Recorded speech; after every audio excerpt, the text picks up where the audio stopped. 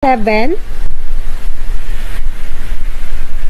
Ayan guys, yung number 47 nga po natin, mga madam, no, is yung ating hose. Ito guys, yung hose na to, hindi lang po siya ordinary hose ha. Kasi ito mga madam, is ano siya, with this stainless na rubber. Ayan guys, no, so adjustable din po siya, expandable. Yan mga madam.